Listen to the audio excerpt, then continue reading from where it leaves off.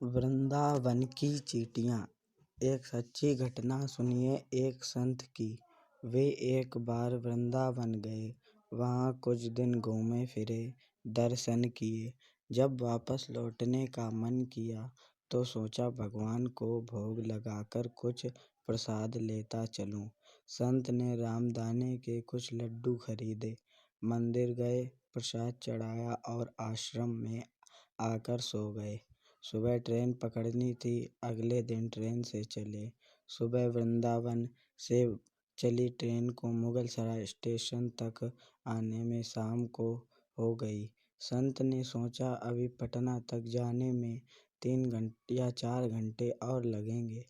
भूख लग रही है, कुछ मुगलसराय में ट्रेन आधे घंटे रुकती है।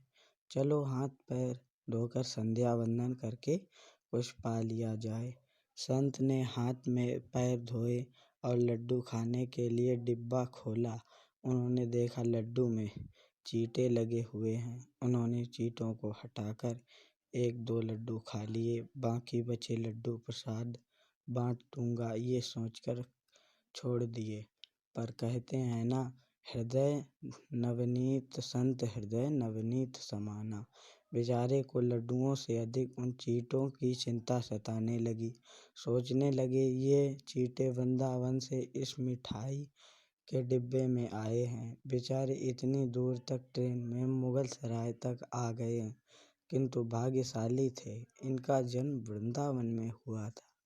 अब इतनी दूर से पता नहीं कितने दिन या कितने जन्म लग जाएं इनको वापस जाने में।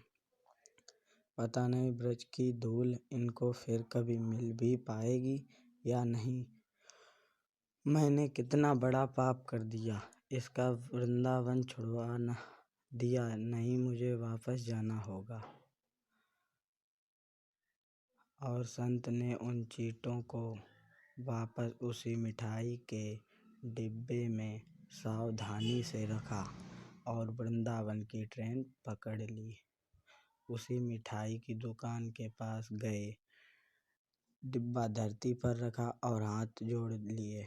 मेरे भाग्य में नहीं कि तेरे ब्रज में रह सकूं, तो मुझे कोई अधिकार भी नहीं कि जिसके भाग्य में ब्रज की धूल लिखी है उसे दूर कर सकूं। दुकानदार ने देखा तो आया, महाराज चींटे लग गए हों तो कोई बात नहीं, आप दूसरी मिठाई तौलवा लो। संत ने कहा, भैया मिठाई में कोई कमी नहीं थी, इन हाथों से पाप होते होते रह गया, उसी का प्रायश्चित कर रहा हूँ। दुकानदार ने जब सारी बात जानी तो उस संत के पैरों के पास बैठ गया, भावुक हो गया। इधर दुकानदार रो रहा था, उधर संत की भी आंखें गीली हो रही थीं।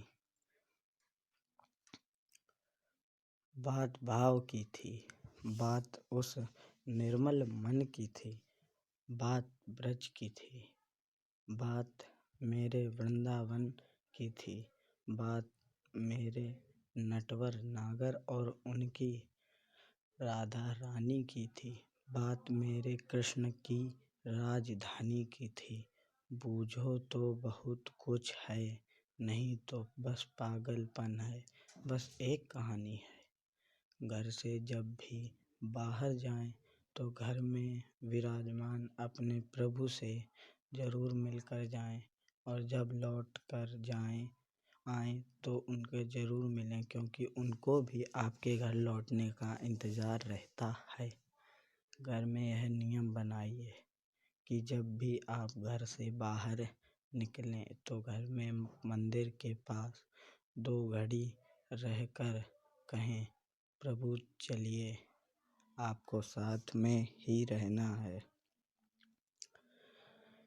ऐसा बोलकर ही घर से निकलें, क्योंकि आप भले ही लाखों की घड़ी हाथ में क्यों ना पहने हों, पर समय तो प्रभु के हाथ में ही है ना।